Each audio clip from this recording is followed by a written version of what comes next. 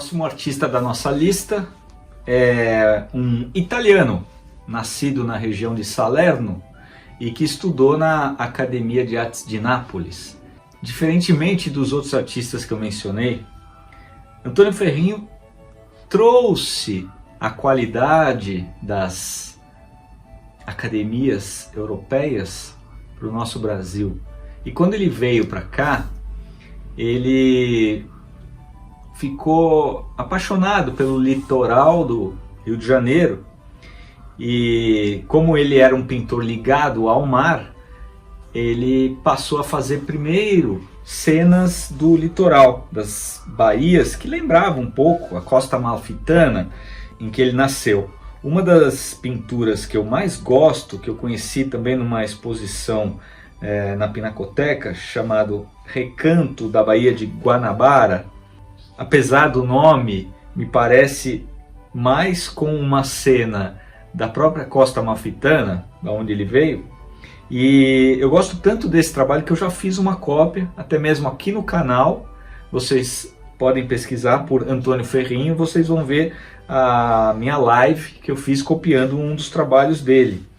E pintou cenas do litoral como pedras na praia de Pitangueiras, no Guarujá, a Marina de São Vicente. Ele viajou por São Paulo, pelo litoral de São Paulo também. A obra Litoral Paulista, com cabana e barcos, é uma obra já com uma pegada mais impressionista, provavelmente feita do natural. E tem algumas obras também que retratam simplesmente marinhas ou barcos, ou a região dos portos de Santos. Porém, Antônio Ferrinho ele é mais conhecido como o pintor do café. Ele foi apadrinhado por algumas personalidades produtoras de café, alguns grandes barões do café, que queriam em suas fazendas, em suas casas-sede, pinturas que retratassem as próprias fazendas. As mais conhecidas são a Fazenda Vitória e a Fazenda Santa Gertrudes. Fazenda Vitória era em Botucatu. Ele registrou não só as produções de café, mas os estágios que envolviam a secagem, a colheita, e retratava também as pessoas do universo rural que moravam nas grandes fazendas. Existe um quadro muito bonito chamado Fazenda da Baronesa de Serra Negra e alguns trabalhos principais sobre a florada e a colheita do café na Fazenda Santa Gertrudes, em Araras, interior de São Paulo. Fazenda Santa Gertrudes foi uma das mais retratadas, tendo uma série de obras medindo 1 metro por 1,50 que pertencem ao acervo do Museu Paulista da USP. Elas estão no Museu do Ipiranga. Para quem ainda não visitou, vale a pena a visita. Vocês vão ver os trabalhos do Antônio Ferrinho, que apesar de ter nascido na Costa Amalfitana, ficou bons anos produtivos aqui no Brasil e deixou o seu legado para as novas gerações. Por isso ele está na minha lista dos pintores favoritos. Estou vendo aqui os trabalhos do Batista da Costa. Batista da Costa pode ser considerado o nosso maior paisagista. É o mais famoso, pelo menos. É o poeta dos verdes. Esse livro aqui, um belo livro, são 120 pinturas selecionadas do artista João Batista da Costa. Batista da Costa foi órfão. Ele começou seus estudos no orfanato, depois ele passou a estudar no Colégio Pedro II, que é um famoso colégio do Rio de Janeiro, e acabou indo para a Academia Imperial de Belas Artes. E ele também recebeu uma bolsa de estudos, foi estudar lá fora. Suas paisagens, elas trazem uma sensação de familiaridade, principalmente com cenas do interior de São Paulo, interior do estado do Rio de Janeiro. Fazia paisagens simples, descompromissadas, como esta vista da igrejinha de Copacabana. Isso aqui é uma cena da onde está atualmente o atual Forte Copacabana. Pertence ao Museu de Arte de São Paulo, Museu Assis Chateaubriand. Eu nunca vi essa obra pessoalmente. Eu tenho algumas paisagens que são iconográficas, que mostram a mudança do tempo e por isso ganham um caráter histórico, de importância histórica, como essa pintura Praias de Ipanema e Leblon, com o Morro Dois Irmãos ao fundo, Rio de Janeiro, cerca de 1918, uma coleção particular. Morro do Leme, Praia de Copacabana, e também ele pintou muitas cenas da região de Petrópolis e Teresópolis também. O rio, que ficou famoso através das pinturas do Batista da Costa, é o Piabanha. Muitas pinturas com o rio Piabanha, da região de Petrópolis, estão nos museus do Rio de Janeiro e de São Paulo principalmente. E ele trabalhava com uma paleta ao mesmo tempo restrita de verdes, mas com muitos matizes naturais. Esse era o grande diferencial do Batista da Costa. A pintura que está na Pinacoteca do Estado, chamada Quaresmas, com duas figuras caminhando ao lado do rio Piabanha. Paisagem com o rio Piabanha.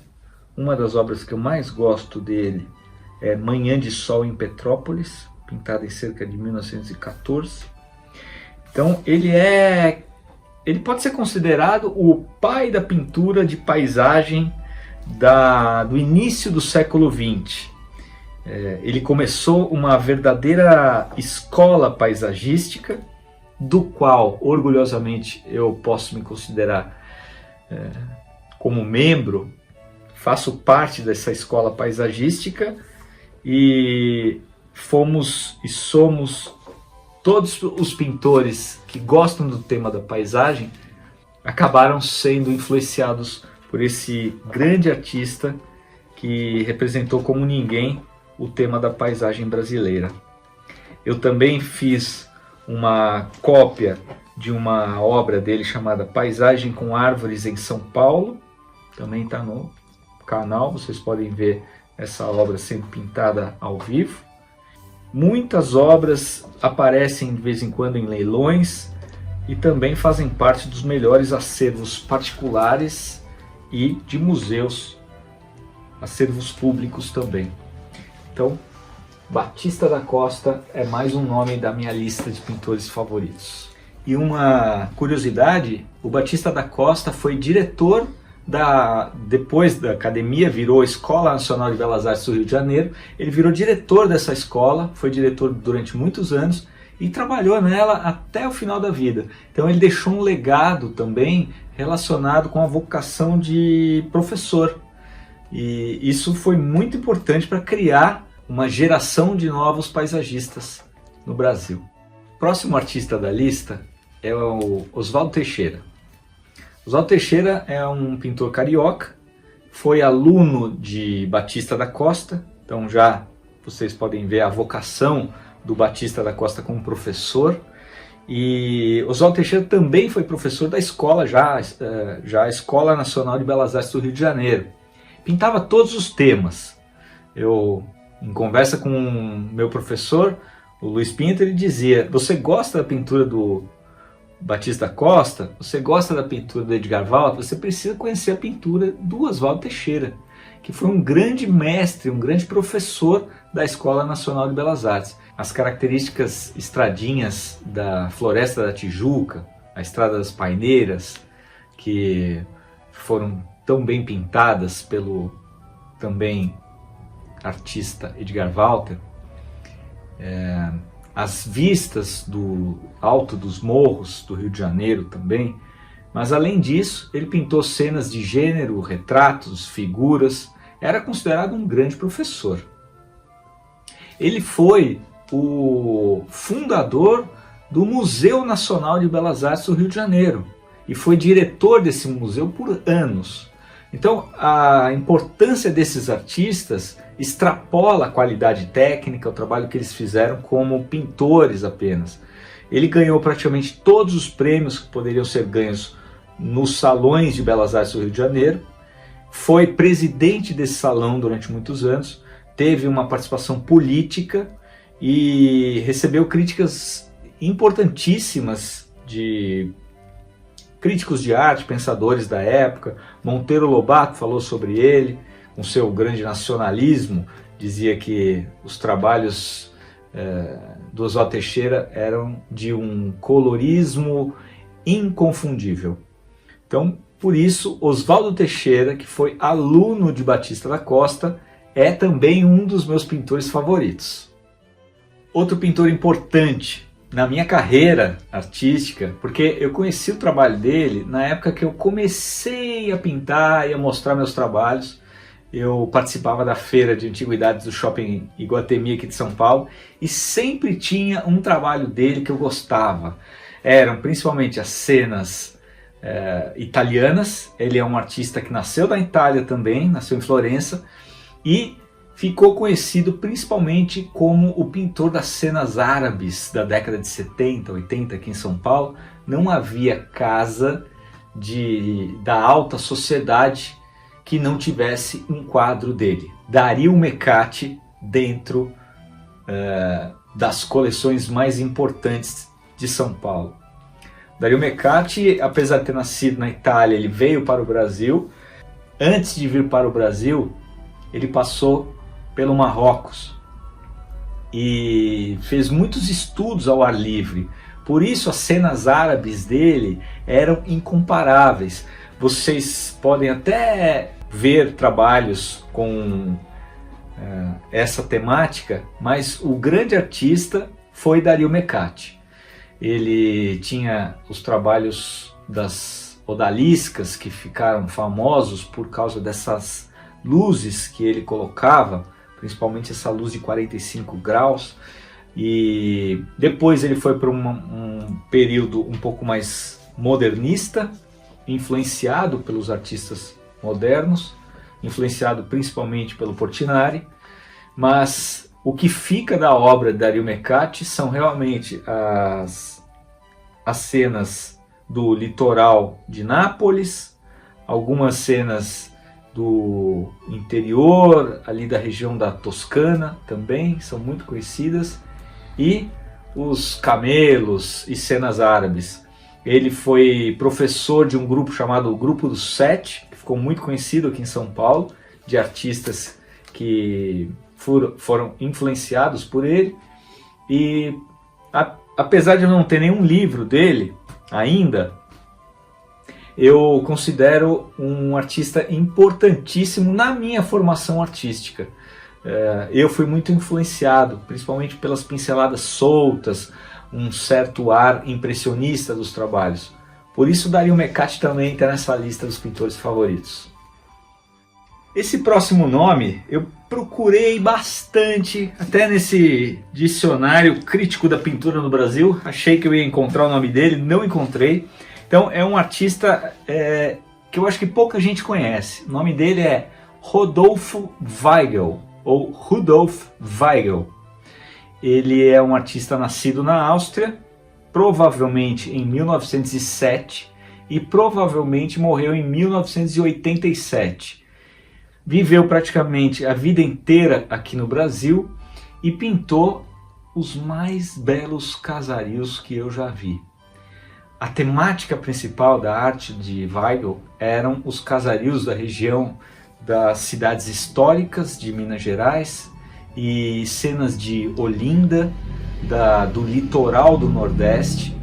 E ele tinha uma maneira de compor que o diferenciava dos outros artistas. Ele fazia algumas vistas de cima e se esmerava muito na construção dos telhados, dos beirais, das casas, se dedicava bastante, tinha uma fatura pictórica muito expressiva, era um artista colorista, e os trabalhos de casario dele passaram a influenciar os outros artistas que também tratavam do tema com maestria, como é o caso do Durval Pereira.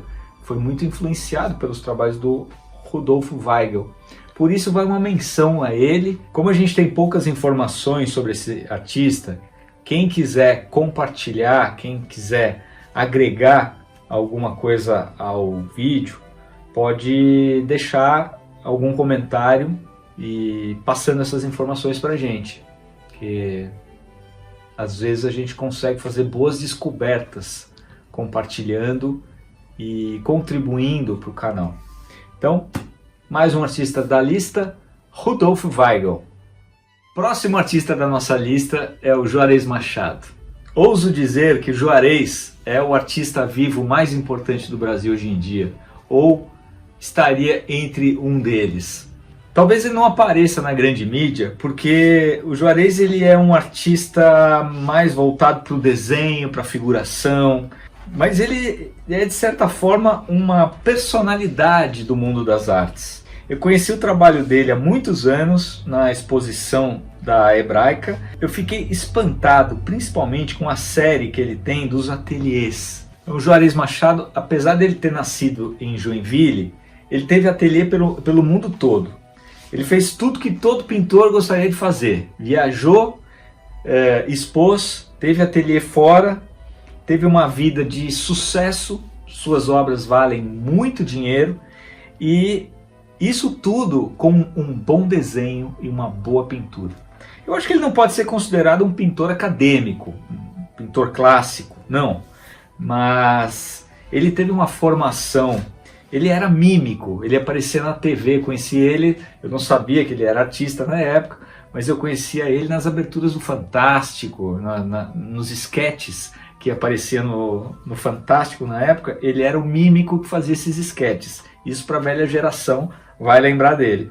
E o Juarez sempre foi uma personalidade, ele se veste como um lorde, tem algumas tiradas muito bacanas sobre a pintura, sobre o desenho. Ele falou que hoje em dia, ele diz que hoje em dia o maior concorrente do pintor não é outro pintor, é o decorador, porque o decorador ele quer aparecer mais do que o pintor.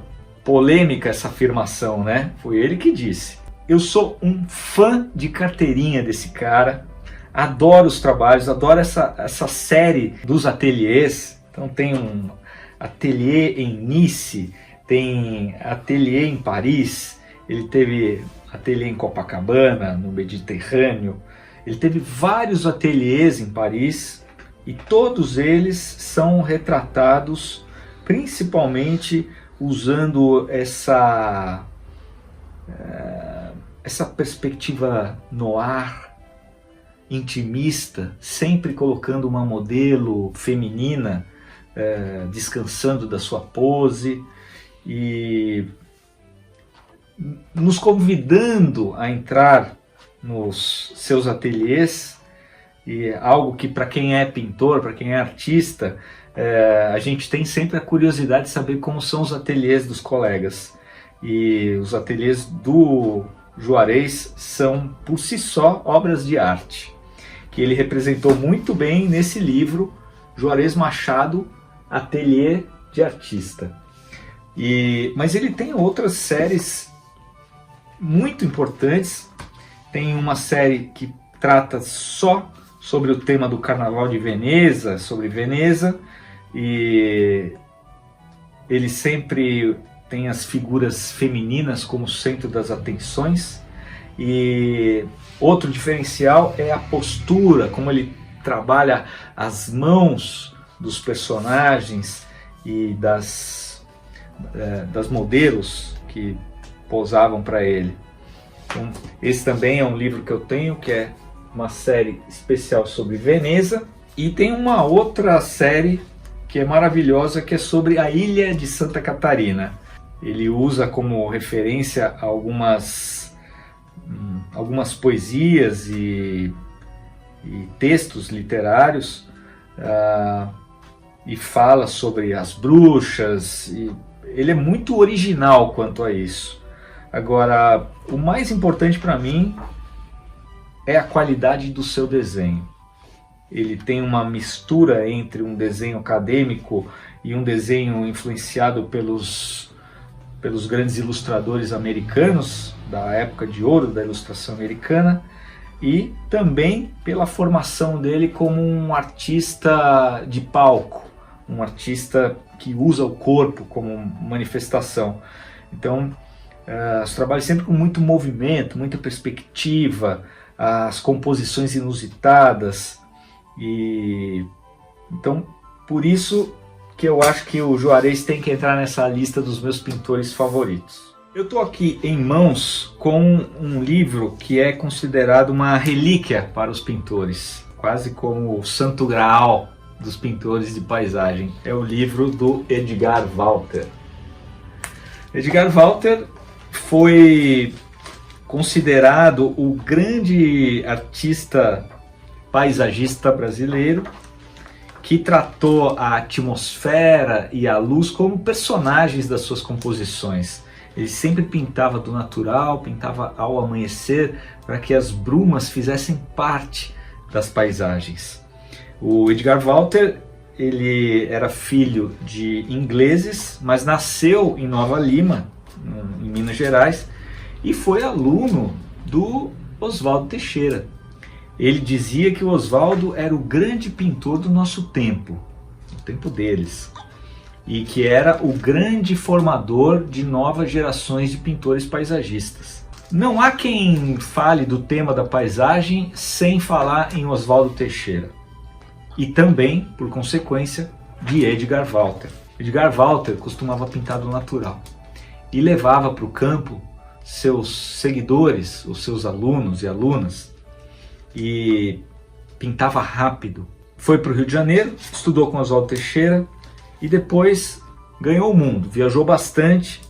A principal característica das obras do Edgar são, como eu falei, as atmosferas das paisagens e cenas de cidades históricas de Minas, principalmente as paisagens de Ouro Preto, como a Rua do Palácio Velho, Vista de Ouro Preto. Pintou também muitas marinhas e cenas mais fechadas, principalmente da região de Petrópolis, Teresópolis, como fazia Batista da Costa.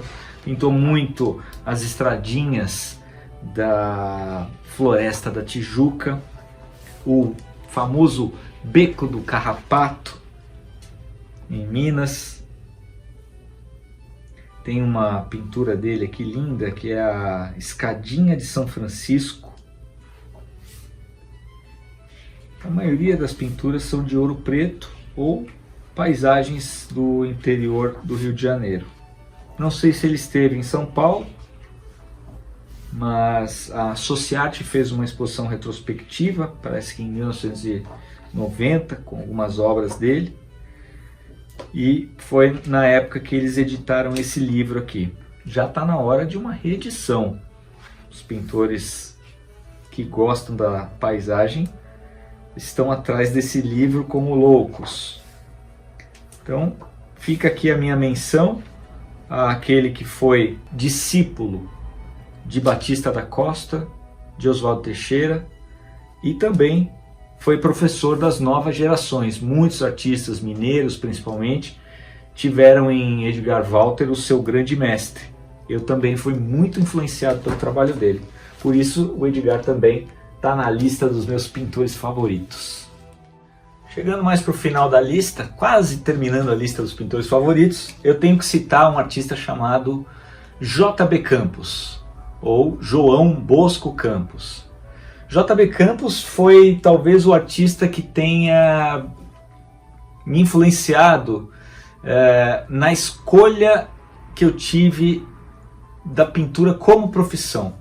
Porque quando eu conheci um trabalho dele numa exposição do Clube Alto de Pinheiros, Isso era início dos anos 90, acho que precisamente 1990. Eu vi um trabalho pequeno, assim, que eram uns garotos jogando bola num campinho de terra, e aquilo me trouxe uma sensação emocional tão forte. E apesar de ter sido filho e neto de pintor, para quem não sabe, meu pai também era pintor, não profissional, mas pintava como passatempo. Foi um bom pintor.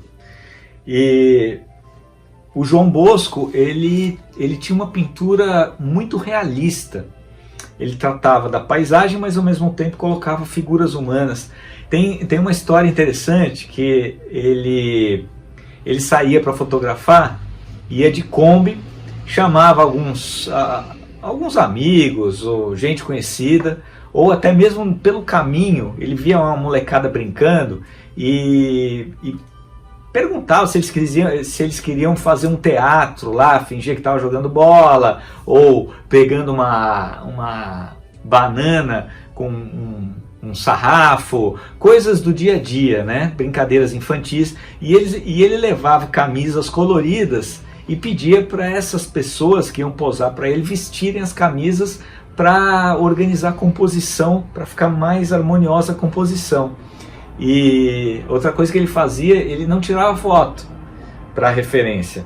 Ou ele pintava do natural, ou ele fazia filmes, que ele achava que o filme, você parava um frame e conseguia uma pose que com a fotografia seria difícil você conseguir. Então são algumas peculiaridades. Eu tive o prazer de recebê-lo aqui no ateliê. A gente conversou, ele veio com o Luiz e foi a única vez que eu encontrei o João Bosco. Mas apesar do pouco relacionamento pessoal, as obras do J.B. Campos me influenciaram demais, principalmente as telas relacionadas com esse universo rural do interior de Minas. Eu possuo uma obra dele no meu acervo, que eu cuido com muito carinho, que é do menino pegando banana e o outro está esperando ali na cerca para eles fugirem. A fatura pictórica do João é muito expressiva. Então por isso, J.B. Campos também é um artista da minha lista dos pintores favoritos. Como não me emocionar falando de Georg Heider, meu avô, que também é um dos meus pintores favoritos. Eu tive a felicidade de nascer numa família de artistas, convivi com os trabalhos dele desde criança. Talvez seja tema de um vídeo especial, porque tem muita coisa para falar dele. E comecei a desenhar e pintar olhando os quadros que estavam na minha casa, os quadros da casa da minha avó, e histórias muito legais quando eu ia com meu pai nas feirinhas de arte tentar comprar um trabalho dele. Então o Georg Heider não é por ser meu avô. Eu disse isso também numa live. Eu considero ele um dos grandes pintores, principalmente da década de 40, 50. Produziu demais, pintou mais de 3.000 quadros que estão espalhados por casas, principalmente do Rio de Janeiro, mais até do que de São Paulo. E a temática principal dele eram as rosas, as flores, sempre foram as musas inspiradoras. Ele gostava de fazer composições com rosas e peças de metal ou porcelana, colocava sempre uma toalha de mesa, numa mesa Luís XV, do lado de uma janela, e foi o que o deixou conhecido, o que o deixou famoso nessa época foi esse tema das rosas.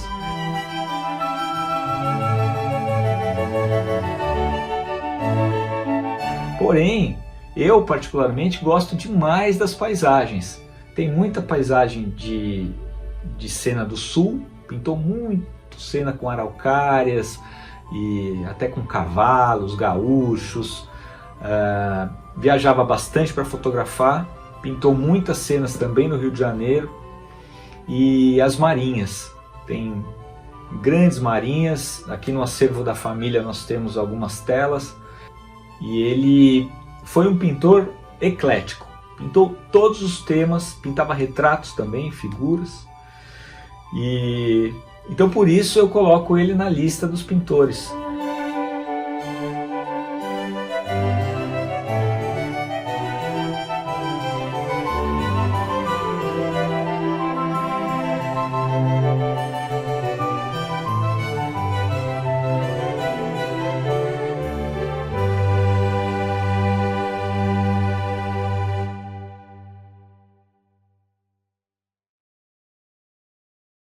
Tem uma história muito curiosa que Monteiro Lobato entrou numa exposição dele uma vez, ele não estava na exposição, e encomendou 2 quadros. E depois que ele ficou sabendo que o Jorge era austríaco, tinha nascido na Áustria, ele cancelou as encomendas. Então, são histórias que meu pai contava, que meu avô contava, minha avó. Ele faleceu em 1962, mais de 10 anos antes de eu nascer. Então, apesar de eu não ter conhecido ele pessoalmente, o legado dele foram as pinturas. Então, tanto as rosas como as paisagens, as marinhas, as figuras fizeram parte do meu imaginário visual, da minha formação como artista, e por isso Jorge Haider é um dos meus pintores favoritos. Chegando ao final desse prazeroso vídeo, onde eu falo dos meus pintores favoritos, eu deixei por último aquele que pode ser considerado, entre todos eles, o meu pintor favorito. Meu amigo, meu professor, tive a felicidade de conviver com ele durante muitos anos, Luiz Pinto. Conheci ele moleque, eu achava que pintava, até o dia que eu fui na feirinha de antiguidades do Shopping Guatemi e vi as paisagens e pensei, é dessa forma que eu quero pintar. E do meu lado estava a filha dele e mais um colega que era aluno dele nessa época, e me falou, ele dá aulas, você pode ir lá. E eu comecei. Foram 3 anos de estudos, aprendi a amar a arte, amar a paisagem, e aprendi também sobre a importância de tentar mostrar através da paisagem tudo de bom que tem nesse mundo, todas as belezas desse mundo. E ele dizia assim, você não precisa pintar igual uma foto, se você conseguir melhorar a foto, você já está no caminho certo. Dizia também que a pintura é uma coisa difícil, que poucos levam a sério. Era uma pessoa muito simples, mas era um sábio. Falava pouco, falava coisas importantes. E as paisagens que eu conheci do Luiz tinham sempre um vigor, uma força cromática, que são inconfundíveis até hoje.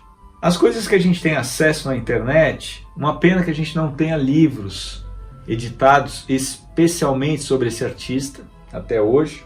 Acho que fica faltando uma lacuna.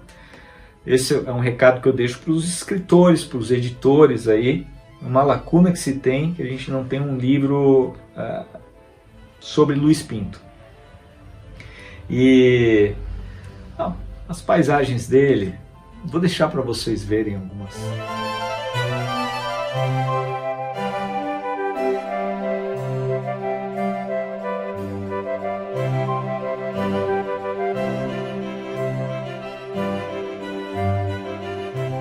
Os ipês amarelos, floridos, as quaresmeiras, as bananeiras, os bambuzais, tudo isso recheado de muita luz, muita atmosfera, muita profundidade. A composição dele em relação às paisagens era primorosa, colocação dos animais para dar escala e proporção para as cenas que ele pintava, e sempre essa misturinha que ele dizia, que era a misturinha básica. Um pouquinho de preto, um pouquinho de branco, azul, vermelho e amarelo e um pouquinho de talento e você faz qualquer coisa na pintura. Esse ensinamento tão simples é o que transformou o Luiz numa pessoa tão especial e tão próxima de mim. Para quem quiser, procurem na internet, nas casas de leilões, tem muita coisa para se conhecer sobre ele, tem muita história para contar. Talvez, acho que seja o caso, quem quiser deixar o comentário aí embaixo, com a ideia de se fazer um vídeo especial sobre Luiz Pinto, mostrando mais das obras dele, para mim vai ser um prazer. Então a gente encerra esse vídeo especial sobre os meus pintores favoritos, com Luiz Pinto, que pode ser considerado meu grande mestre e o meu pintor favorito de paisagem. Para quem quiser conhecer sobre os meus outros pintores favoritos, os internacionais, tem um vídeo no canal especial que eu falo sobre Corot, sobre Constable, sobre Sargent, Sorolla, sobre Courbet, sobre os artistas da escola do Rio Hudson. É um vídeo bem recheado, mas está aqui. Então, eu prometi, estou entregando para vocês o vídeo que fala sobre os meus pintores favoritos. Se você gostou desse vídeo, compartilha, divulga, marca e contribui. É uma contribuição que vocês podem dar para o canal continuar. Aqui é um local que eu gosto de contar causos, conto histórias, falo sobre o que me move, que é a pintura brasileira, a pintura internacional, falo sobre os artistas que mais me influenciaram, que me incentivaram. Alguns eu conheci pessoalmente, outros pelos museus, outros pelos livros, e é um prazer para mim compartilhar com vocês. Então espero que vocês tenham gostado desse vídeo, deixa o joinha, compartilhe o vídeo e até a próxima!